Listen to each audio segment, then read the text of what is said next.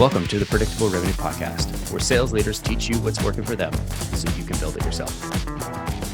This episode of the Predictable Revenue Podcast is brought to you by our sales coaching and consulting services. Are you looking to create repeatable, scalable, and predictable revenue? We've helped thousands of companies grow their business with tailored expert advice backed by testing to ensure they establish the best practices that will work for them. Head over to bit.ly/predictable coaching to learn more. Welcome back to the Predictable Revenue Podcast. I'm your host, Collin Stewart. Today, I'm joined by Debra Senra, and we're going to talk about why, if you are a sales leader right now, you need to be thinking about the post-sales process if you really want to move into that CRO role. Debra, welcome to the show. Thank you. Great to be here. Great to have you here. Thanks for joining us. I'm excited because this is not a normal, I shouldn't say it's not a normal topic, but it's not an idea that we've talked about on the show before. We've talked about specialization. We've talked about sales development. We've talked about closing. We've talked a little bit about account management, but we haven't really, there are so few people from an organization of salespeople from any sales org. There's so few of them that are going to go from salesperson to sales manager in the first place, and then sales manager to director to VP, and even fewer they're going to make that jump to CRO. And so I think it's really helpful having you on to help those leaders that have CRO aspirations to talk about what are some of the things that you need to make sure that you can take care of, and specifically the post-sales process. Before we get into like why, what, how did you get to this point, or how did you come to this realization? The realization that you need post-sale experience. Mm-hmm. Well, I'm biased because I grew up in the post-sale experience side of the business. And so I've always known how important it is to have a well-rounded view of revenue. But I think the past 18 months is where it's the time frame in which I think the world woke up to the fact that you need post-sale experience to really be a revenue leader. And I say that because as sales, net new business got harder and harder, a lot of companies looked to the post-sale environment to hit their revenue goals. And what I observed was an industry that maybe overemphasized the hunting side of the house, moved sales leaders into revenue leadership position who had no experience post-sale. And those companies were in a really tough spot when they were forced to over-index on post-sale to hit their revenue goals. And so I've always known, but I feel validated in the last 18 months. I love it. Because I feel like that's where I don't want to get into a battle of buzzwords here, but I remember the first time I read about customer success. It was a SaaStr Jason Lemkin blog post, and it was basically churn prevention, extend your customer lifetime, take care of your customers. But it wasn't just, it was extend your customer lifetime, but also earn the upsell opportunity. And I feel like that second bit was lost, and it came down to kind of the name. People saw themselves as, I'm here to make the customer successful. I'm not a salesperson. I might have some frustration because I might have had a customer success team, and like that was the general mentality of, it was a very small team. So like, don't take my experience as the experience of every customer success agent ever. I'm curious if that reconciles with your experience with, say, customer success versus what would traditionally be an account management role or post-sale role. We'll get into definitions in a minute. Oh, well, I think it depends on the company. So I think the archetype that is talked about, especially in tech, is the unicorn company that launches a product with extreme product market fit, where your customer success organization, the idea behind that organization is get the customer to use the product. And if they use the product, they will be so successful that retention will be easy. And I think that is a great archetype to strive for. But the truth is, especially in the last 10 years, I think the vast majority of companies, especially in early stages, don't hit that level of product market fit as early in the business life cycle as they would like to. And so what customer success ends up being is a fairly aggressive sales organization to sell around the ugly spots of the product until the organization can beautify those areas and kind of polish them up. And so they become, they're not only a deterrent to success, but they're an accelerator.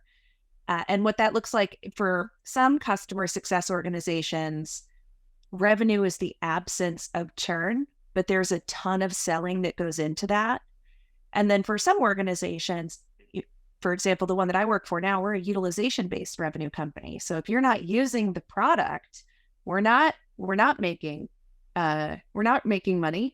And churn is not as simple as logo churn. It could be the quiet churn of a user using us less and less if the product is not delivering success. And so there's a ton of selling that goes into that for the vast majority of us who don't happen to stumble into a Series A company with perfect product market fit.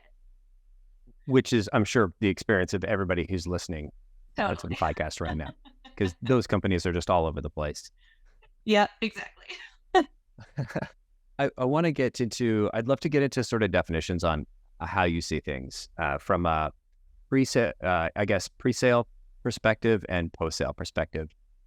Who all is involved? What does that look like? Who are the actors? Who are the roles?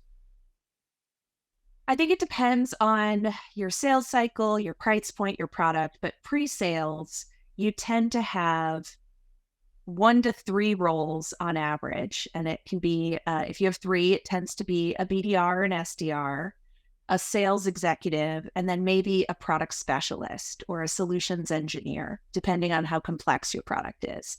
And the entire goal, the analogy I like to use when it comes to that initial sale, the profile that you're looking for is somebody who can find the quickest path through a brick wall. They're looking for a hole. It can be a giant gaping hole, or it can be a tiny little hole that they should narrow through. But a really good salesperson is good at finding the way in and getting in as quickly as possible. Then post-sale, I like to describe the customer journey as implementation, onboarding, and success, where implementation is physically getting the buyer able to use your product. There could be some technology configuration there. There likely is some training or enablement there, but it is getting them from 0 to 1. And then onboarding is the phase where you're changing their norm. So they physically can use the product, but they haven't built muscle memory where it's natural, and that's the onboarding phase. And then success is taking, they're in this pattern of usage. It's natural. How do you drive better value, higher ROI, more evangelists of your business from the people that are using your product? And there, I think there's a different profile of seller, especially when it comes to upsell products. They're not looking for the easiest way to get through a brick wall. Their job is to see the entire wall end to end, know how long it is, know how many gaps there are in that wall, and to find a strategy to get the most through the wall. And so it could be that there's an arrow-sized hole right in front of me that your hunter, boom, goes right through. But had they turned their head and looked down the wall, 10 feet down, there's a 5-mile stretch that's open. And your upsell person tends to be a little bit more patient, tends to be, I don't want to use the word curious because I think that's more of a natural tendency, but they tend to have a little bit more patience for discovery. They tend to be able to have a bit more restraint when they see a sales opportunity. They can hold back a little bit and ask those 2 to 3 more questions to see if there's a bigger opportunity down the way. And they tend to be more, they have to get more parties on board, the customer success manager, the implementation manager, the initial seller. So they tend to be a little bit more of a quarterback than you'd see with just a hunter who from time to time can read like a lone wolf. Why do you think that is? Like, how did we get to those two? I think for the right reasons. The 0 to 1 moment is really hard. And oftentimes you don't have an infinite amount of patience with your buyer. And so what I actually do want is the quickest way to land. I just want to land with the client. I would rather do that today on a small basis and then expand later on than wait 5 years, risk not landing the client to begin with, and never get that expansion opportunity. So I think it's the right design. So how did we get here? Because it's the right place to be. I love it. And I think the key point is these are two different roles. There's no judgment about, one is right, one is wrong. It is just, as a pre-sale or as a salesperson, your job is to find that little hole, get the people, get your customer, find your way in. And then it is the nature of, once you're in, you can have a much longer term conversation. Yeah. And I think once you're in, you have a little bit of a balancing act to do, which is you want to expand, but you also can't lose the customer. And so in a hunting world, there's a little bit less to lose in some cases. You can play a little bit more hardball. And that, again, leads to, in my opinion, it's a very different profile. Totally. I'd argue it's 100% a different profile. It's 100% a different motion. If we're thinking about a revenue leader who's listening, sales leader, sales manager, who's thinking of going this direction, I want to get into playbook, but what would be your advice to them on, should they, on career progression, if they have managed closers, would you advise them to go and take a position on the other side so that they are eventually able to level up into VP sales? Or is this something that you can go from, I've led closers, I'm going to level up into VP sales, and I'll be able to figure out the post-sale side? I think you need experience. And I think the people who say, if I've managed hunters, I can manage post-sale. If I went to that same person and I said, okay, I've managed account managers, so I can manage hunters, they would laugh me out of a room. And so it's the same. Because managing hunters is so much harder. So much harder. So much harder. I've managed both. They are both very difficult. I actually, there's a little bit more, I'm going to say it's almost harder to manage hunters, but it's more complex to manage post-sale. And that's, you need emotional grit to manage hunters. I think you need experience to manage post-sale. And I think that experience is often undervalued. At a minimum, I think you need to have an intimate knowledge of what happens, what's hard, what are the playbooks, what are the tools and templates and best practices in a post-sale world. And I think if you're a student of the game and you go in with a beginner's mindset and trust the experts and learn from them, I think there is, in the same way that a post-sale person can do the same on pre-sale, there is a way to learn without doing, but I have a bias to doing the work before you try to lead someone doing the work. 100% agree. So if I'm an AE and I want to get into sales management role, should I go take a post-sales role or a customer success or account management role? Ooh, my opinion and my experience is that it is easier to go from the hunting side to the post-sales side, getting a position, than it is to go the other way. Historically, my experience has been that the hunting role is slightly more respected and valued than the post-sale role. And you see that in an average comp package for a VP of sales is significantly higher than an average comp package for a VP of CS. That's just one data point, but in my mind, it's indicative of the value of those two positions. So I would recommend, if you start as a hunter, get to a management position on the hunting side, get really good at that, and then move over to a management position on the other side with a real beginner's mindset and a ton of mentors to support you. Why do you think the people on the hunting side get paid, the comp packages are larger than on the account management side or CS side?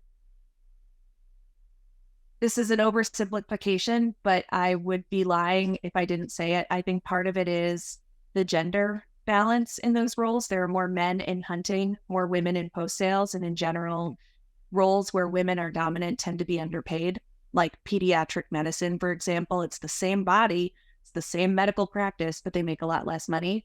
And I think you see that a lot in CS and account management. I think there is a gender pay gap there. Interesting. I could definitely see that. I hadn't considered that.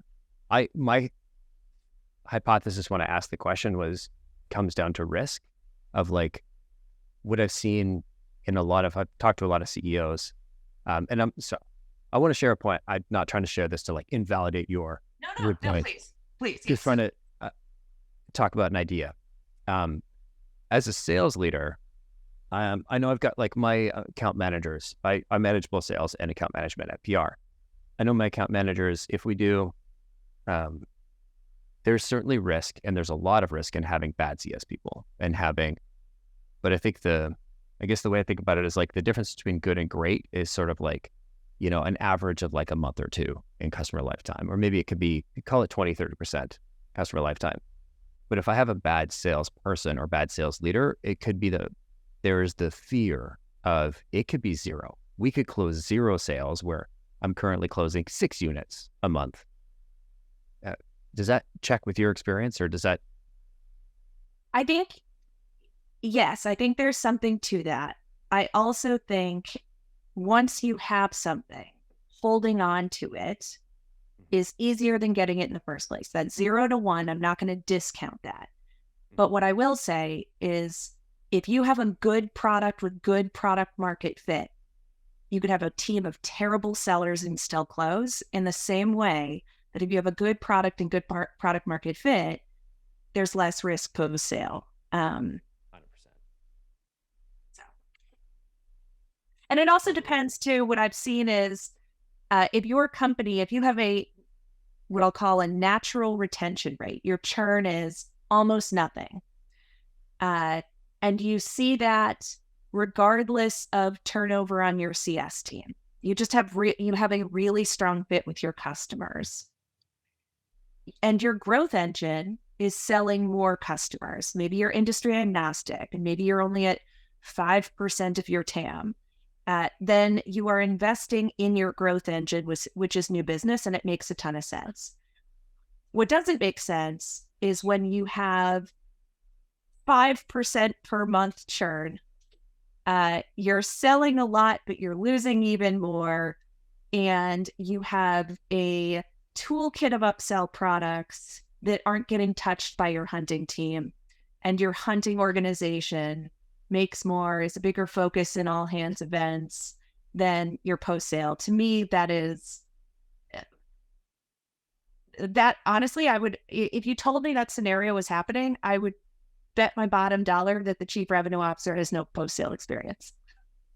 Totally. And in that scenario, I think it's so easy to blame, or maybe not in that exact scenario, but in a scenario where a company is lacking product market fit, where you have something that's sellable, but not something that will help customers get that total end value. It is so easy to point the finger at post sale as opposed to product market fit.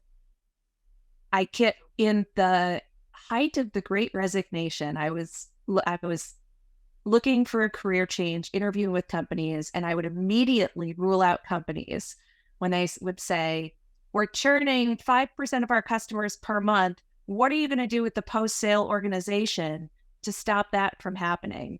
And my question was always, well, what are we doing with the product roadmap to stop that from happening? Of course, there's stuff we can be doing. And I could probably name 20 things that we could do to optimize your post-sale org.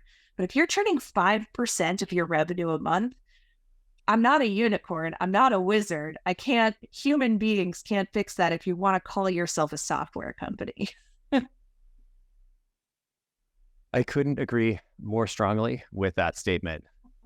As somebody, I've been in a similar position, but from a different angle, in that companies are coming to us to fix their revenue problem, but they have 5% churn that they're just trying to outrun. Yeah. And it's like, okay, well, the number one success factor of a company that comes to PR is not like the strength of what we do or the market that they're going into. It's the customer's own product market fit. They have strong product market fit. We are going to be an amplifier of that. We know no amount of amazing sales development work or amazing customer success or account management can band-aid over a lack of product market fit. Mm-hmm. I'm stepping out my soapbox. No, I think sometimes there is product market fit, but your team doesn't understand it.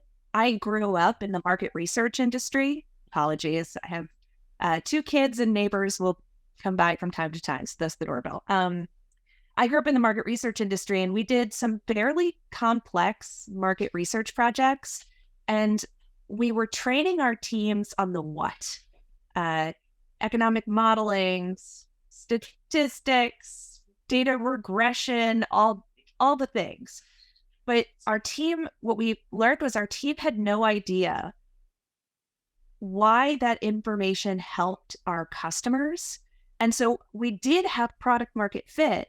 We didn't have a deep enough understanding in our own internal team of that fit to sell it. And so that is something, sometimes what looks like a product market fit issue is just your team lacks the understanding to position the product correctly and to service the product in the right way. Maybe we're going to the wrong user group. Maybe we're pointing to the wrong use occasions, whatever the case may be. So that is something I can do with humans. But humans are a faster tool than software solutions. And so especially founders often want that to be the problem. And I'd say 9 times out of 10, it's not. We could, yeah, I totally agree. I want to bring us back. I could follow us in this direction for a very long time because this is, yeah, very, very true. We've had very similar experiences. There's no band-aiding over it. And it's 100% a communication issue. If you have product market fit and you do not tell your team who it is, who they are, et cetera, does it count? No, it doesn't count. You don't get credit. You don't get credit because if you're letting your SDRs choose the accounts they go after, if you're letting your AEs build their own territories, if you're not giving, as the founder or CEO, if you're not giving your team direction to go after the right set of accounts and to manage them, then who's responsible if they go in a different direction, book a bunch of meetings, build a bunch of pipeline with companies that don't close? If you're like, oh, well, those aren't the companies that we should be going after. It's like, well, whose job was it to point them in the right direction? Captain of the ship, number one job, kind of direction of the ship. Yep. Agreed. Let's talk about come back to pre-sales, post-sales. We talked about how they are absolutely different roles.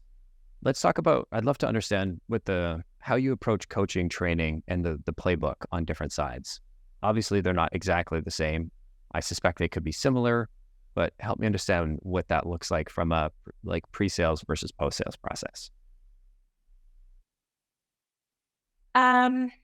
So pre-sale, the playbook includes typically your decision maker, your buyer, your champion, and maybe like a buying committee. You're going after the people who can get the deal over the line.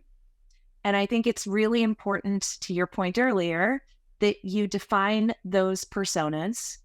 You make sure your team understands who they are, what drives them, what motivates them, and how you talk to those personas. You measure success as not just how many deals are in your pipeline, but how many of those deals are multi-threaded. Do you have the right people engaged? What does engagement look like? What does good engagement look like?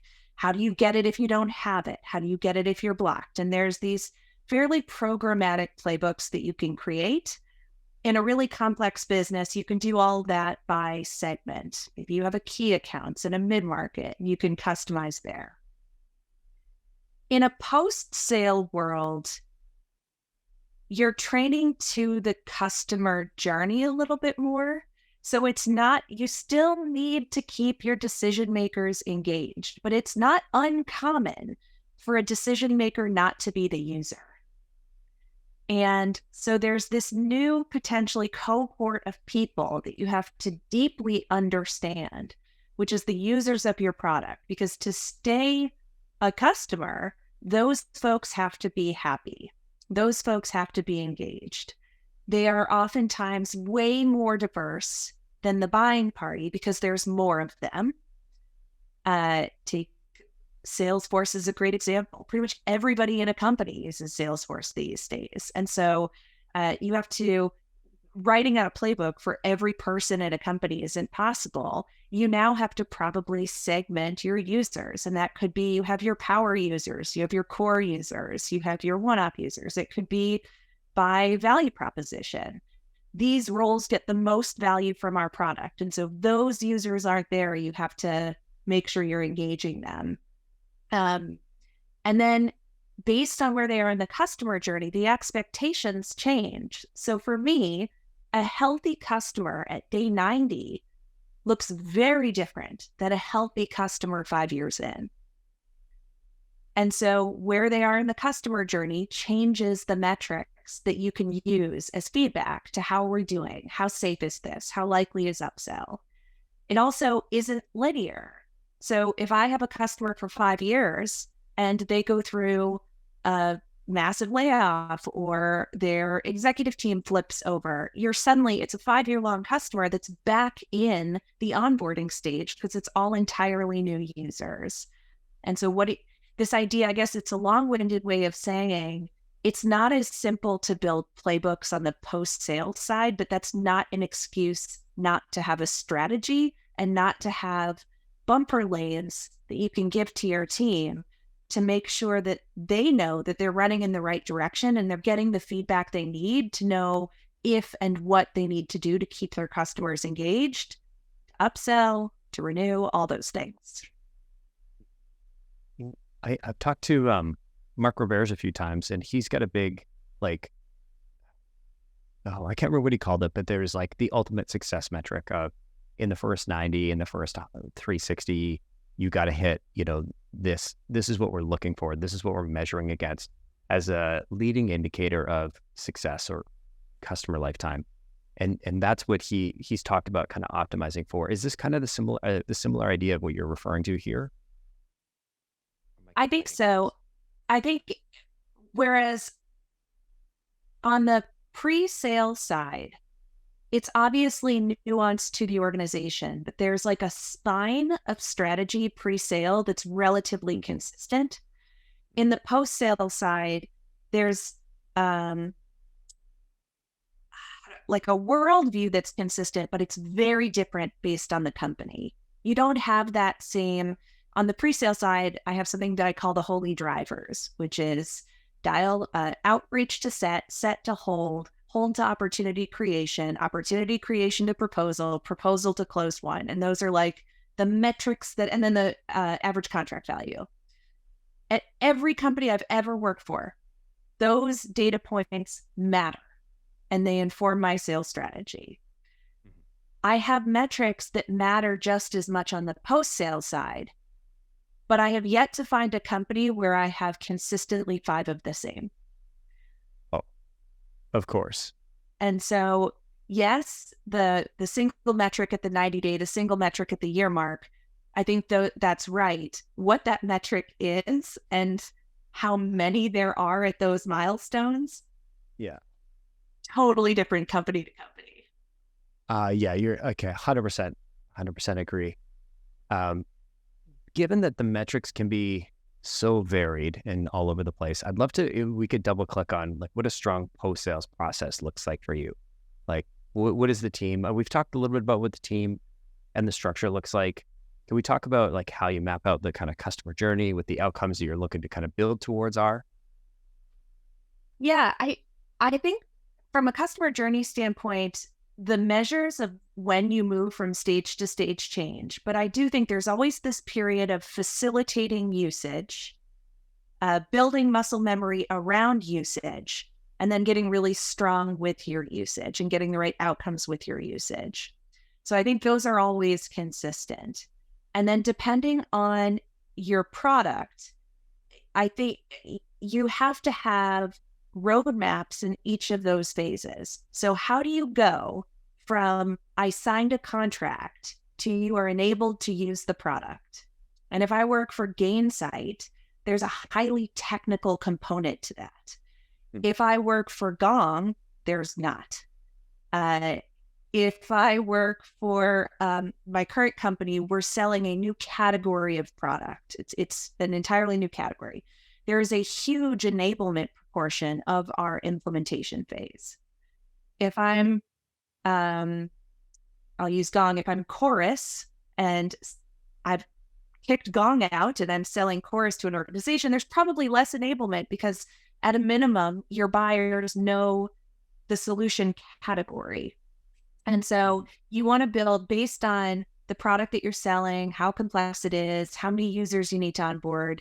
You need to kind of build out a process map of how you get from one phase to the next. And then there's likely multiple training manuals or playbooks embedded in that. So how do you, I'll use our current company in our implementation phase. There is the how to get them technically set up. Then there's how to manage expectations for implementation. Then there's training users. How do you do that? Is it one call? And is it 3? Is it a group training? Is it one-on-one? And then how do you know that the user knows how to use the product? And what do you do if they don't? And then what about the, extended constituents of the product? And then there's this, like, depending on your product, it could be a time bound or a milestone that gets hit that signals they are technically and mentally able to use your product. Okay, so now you're in the onboarding phase. And the example, somebody I interviewed gave me this example about changing patterns of behavior. If somebody tells you cross your arms, you likely cross your arms one way. Now, just flip which hand is on top. No, I don't want to do that. No. Right. It's not a hard thing to do. It's difficult. Yeah. And chances are, like, if you take your arms out and I say, cross your arms again, you're going to naturally go back to what you did before. It's going to take repetition and practice to learn how to cross your arms the other way. So that's onboarding, is getting people to repeat crossing their arms in the other way so that when you say cross your arms, instead of going this way, they go this way. And so what do you do to do that? How much customer engagement is there? What percentage of that is human powered versus product powered versus marketing powered? What is your enablement person fully inward, or do they have an external component? And you got to work through that and map out, what does that look like? And how do I know when it's happened? And then from there, it's okay, we've gotten them crossing their arms the right way. Now, how do we build really strong muscles so that when they're walking down the street, people stop them and say, hey, how'd you get those biceps? And they say, well, I work with Debra Senra and she taught me to cross my arms this way. And look at the amazing muscle I have built. And so there it's like, well, in my analogy, what does building bigger muscles look like? Is it increased usage? Is it adding additional product categories? Is it being willing to give a testimonial? Is it a referral program? What's your meter on that success? And what's the cadence for hitting that meter? And you've got to figure all that stuff out by going deep into what does it look like today? And then what's feasible in the short, mid, and long term? And how do I get there? Love that. I want to bring in something from my experience, because what I found is that we'll have, say, the economic buyer come in the pre-sales, in the sales stage, and they'll stick around for the first month or two as being like checking in. But then they could go 6 months and they're just like, okay, I've got this piece up and running. These plates are spun up. I'm just going to go and let them spin and take off. And then, you could either lose your champion or you lose a bit of momentum, or this person kind of forgets about it. It's not that much of a priority anymore. 6, 12, 18, 36 months later, you've lost touch with that executive sponsor. Do you have a specific process for bringing them back in? Obviously, this doesn't apply for like a $22 a month product. This is larger products. But yeah, how do you think about that, about the economic sponsor, that the person who kind of champion, maybe not necessarily the champion, but the economic sponsor? How do you keep them engaged throughout the course of the contract? I think early in my career, I would have said it's an absolute requirement that you check in with them on some set cadence. And I would have said with a lot of confidence, a cadence of something like quarterly. 40-year-old Debra knows a little bit better. Depending on why the economic buyer cared about the purchase in the first place, I think that dictates how often and what the relationship looks like moving forward. And so if there's a specific ROI that they were needing or expecting, then you have to continue to touch base with that person about where you are against that expectation. And I think a good post-sale executive will communicate about hitting that ROI. A great post-sale executive will challenge that metric over time. You wanted this. I understand why you wanted this, but really you should be asking me for that. I could do so much more than what you think I'm capable of. Let's get on the phone and talk about that. And that thing that they pointed to, that your economic buyer goes, what? I didn't even know that was possible. And so of course they want to get on the phone with you. Yeah. There's another scenario though, and now as an economic buyer, I have a ton of empathy for this, that I'm not looking for a specific ROI. I'm looking to enable my team, to make my team happy. I want my team coming to me and saying, I can say yes to you when before I could say no. I could only say no because of this thing. I'm not going to come complaining to you because of this thing. And my measure of success in that scenario is how the users are talking about the product. If my entire team would pitch a fit if I cut something, I'm not cutting it. And if that's the ROI you're looking for, and I don't know that you need quarterly check-in calls with your economic buyer just to tell them like your team is thrilled. I can tell you that all day long, but at the end of the day, you're going to validate that with your team. Perhaps a better use of my time is making sure that the users are over the moon delighted, and then even sacrilege in an email to the economic buyer, synthesizing what you're hearing from their team. I know. Dare you. 25-year-old Debra would have been like, what are you talking about? You always have to talk to your economic buyer. And I think a good portion of the time that's true. But if you have now a team member who comes to me and says, users love me, and there are 2 users, BS. All day long, yes. But if you have 100 users across multiple levels and functions within an organization and can demonstrate that you have a strong relationship and they are very strong muscled and would evangelize the product, then I feel like that's a really safe relationship, whether we have the ear of the economic buyer or not. If the value proposition was user value. Mm-hmm. I have 2 follow-up questions, maybe a short one. Is there a rule of thumb for the kind of ratio of kind of post-sales folks to customer, and maybe it's customer revenue? Like you said, 100, you get 100 users under your belt. If they're back to the $22 a month user, that's meaningless revenue. But if it's, part of a $100,000 a year contract, maybe that's not so bad. Don't make me do math on this podcast. Good. I'm going to sound like a real jerk here, but a rule of thumb is the ratio is 20% more than what your team tells you they can handle. Love it. People are always better than they think they are. They are always more efficient than they think they are. But they also have a really strong understanding of what's needed that you have to listen to. You're like the Jocko Willink of customer success or post-sale. I love that. I had a question from earlier. You said, the customer comes in for this one particular value metric, but as a post-sales person, you should be helping direct them to, hey, if we could talk about this, then it'd be a game changer. I understood the words, but I'd love, maybe you could help paint a picture with an example of, say, ThreeFlow. What would that look like? What do people want, but then initially want, and then you're like, but if we could also do this? Yeah, so ThreeFlow is a great example. Just a quick overview of our product. We are a 2-sided technology platform where on one side are insurance brokers and on the other side is insurance carriers. And when an insurance broker is looking to get products placed with one of their clients. They would put information about their client and the products that they're looking for in the system.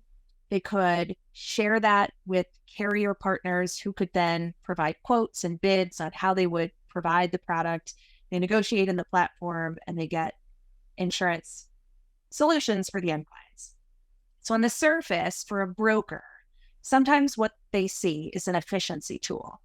We're going to use ThreeFlow, and instead of having somebody on my team look at 60-page PDF documents and manually type into an Excel spreadsheet what's in the PDF document 7 times over, we're just going to use ThreeFlow, and a beautiful spreadsheet will appear in the platform that saves us a ton of time and we become way more efficient. And yes, we do that. Absolutely. And they might buy from us under that efficiency value proposition. But our value goes so much further beyond spreadsheeting for brokers. And an example that was really real in the last year, 18 months, was it's really hard to recruit people in insurance. And even though people do tend to stick at insurance brokers more than, say, a tech company, insurance brokers were facing the same challenges that we all were. They were understaffed. And it's a people-powered business. It's a service. And it's a service with a high degree of expertise. And so brokers couldn't grow because they didn't have the people to support the work. And so, yes, we're an efficiency tool, but also we're a tool that allows you to do more with less people, or as you're onboarding folks that haven't yet built the expertise in insurance to do this on their own, the tool itself can facilitate the efficient ramping up of new team members. If we're putting into a spreadsheet different, I won't bore you with different insurance classes, the insurance terms, and on the left-hand side of the tool, you can hover your cursor and see a definition of what's in there.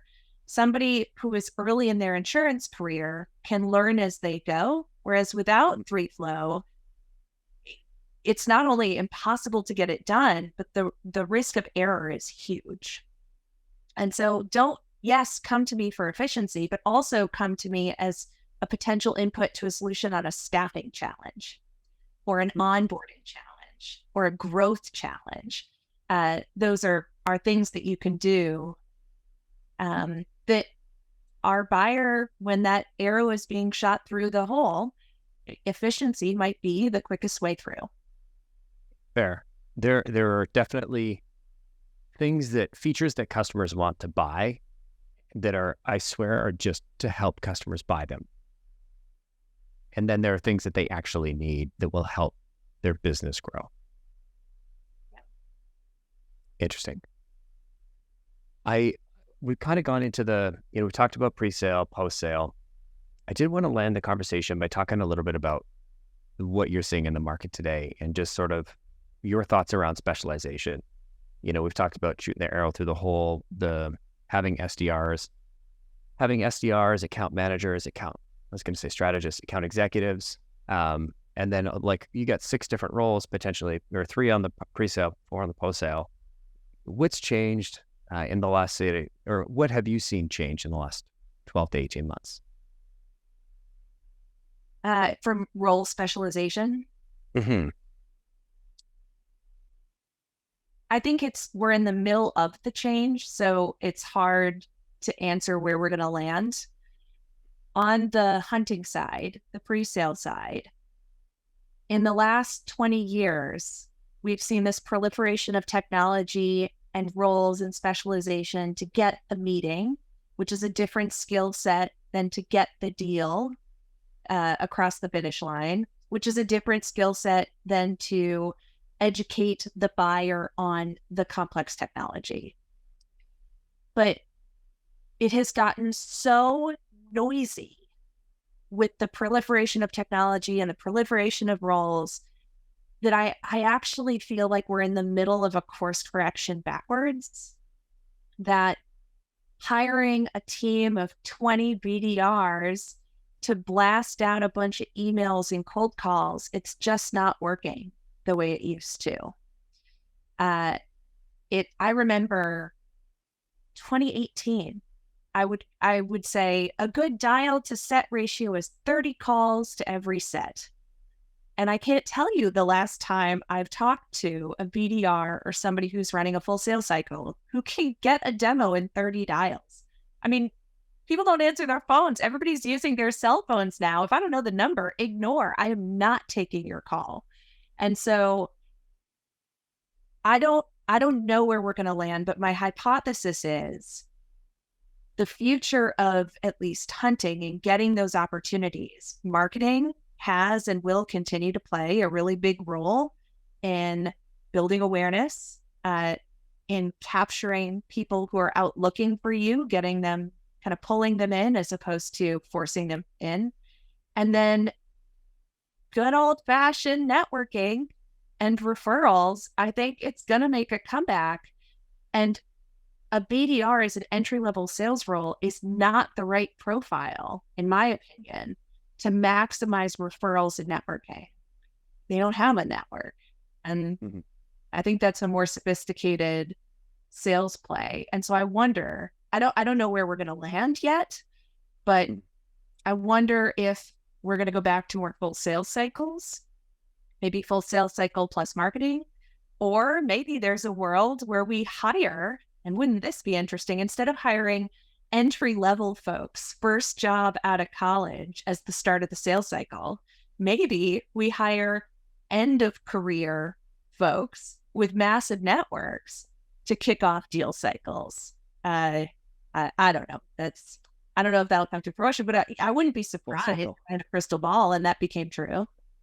Totally. I think it's natural. There's going to be expansion, contraction, I guess, of sales roles. Like when money was flowing, every company had the world to invest in BDRs, because not having top of funnel as a sales leader, as a CEO, is terrifying. You can't grow. You can't hit your triple, double, or triple, double, whatever it is, if you don't have that crazy leading edge of the sword or leading edge of the curve. And what I think we saw over the last couple of years was a ton of unprofitable sales development teams where, I mean, you look no further than, I think it used to be KeyBank. It's now, I can't remember the name of the PE firm that bought them, but David Skock from 4entrepreneurs.com used to do this annual survey. And when I started reading it in 2015, 2016, the average cost to acquire a dollar of ARR was 92 cents.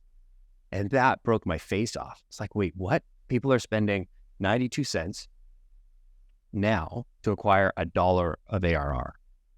And in I think the last stats they've released were 2021. 2022's might be out now or coming out shortly, but it was $1.62.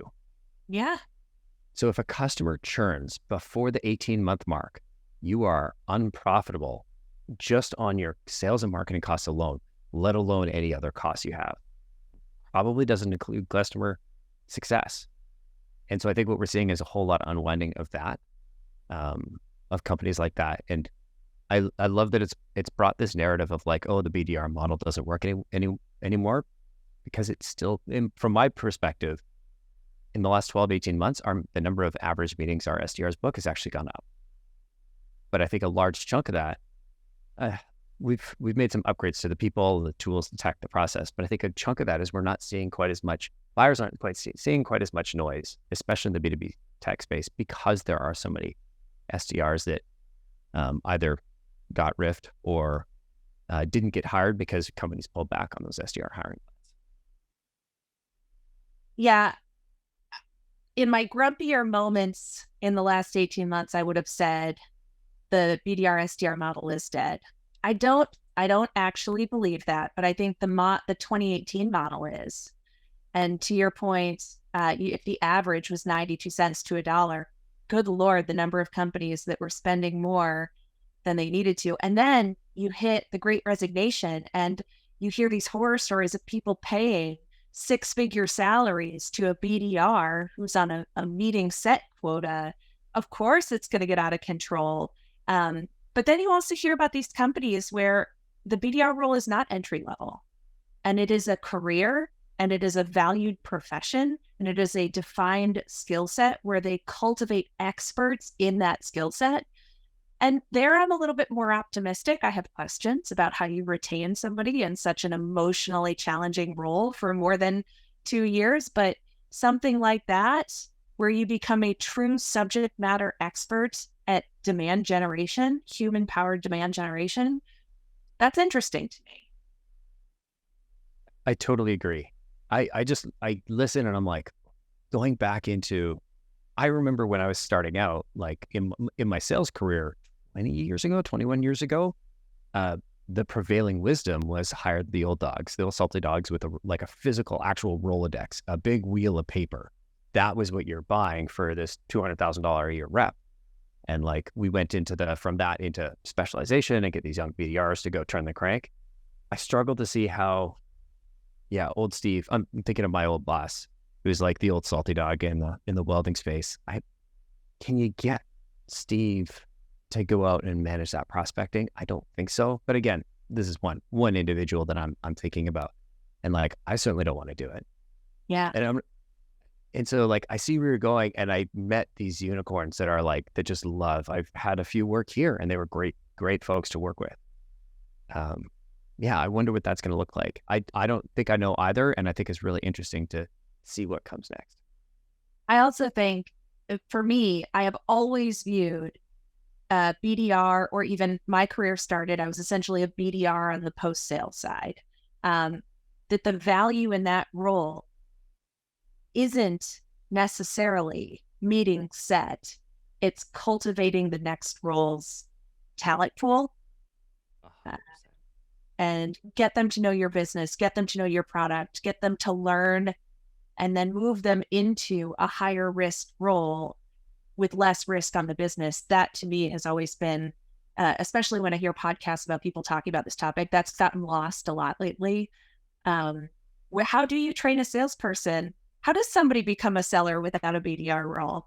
That is you start full cycle and you're just terrible at it. Like, that's how I started. It's like, I was effectively a BDR because all I was doing was setting meetings. I just wasn't closing anything. I was trying. I was trying. So you could maybe say I was a BDR. The best hire I ever made came from Nordstrom. So maybe that'll become more commonplace. 100%. I would say, I don't want to know what our company would look like without our BDR program, because we pulled so many amazing people out of that program. And I think, to people that are thinking about like, oh, do I insource this? Do I outsource this? The one thing I always try and bring up is like, when you outsource it, yes, you don't have to hire the manager. You don't have to think of the strategy. You can take a little bit more of your mental, worry off your plate and give it to somebody who knows what they're doing. But the trade-off is you're not building that talent pool internally, because eventually I think everybody's going to want to have an internal team, because just for that pure reason of talent. Agreed. There's this third option though, in-house outsourcing. There's a new emerging option, which is a technology solution. We're piloting a software right now that allows you to identify and leverage referrals at scale.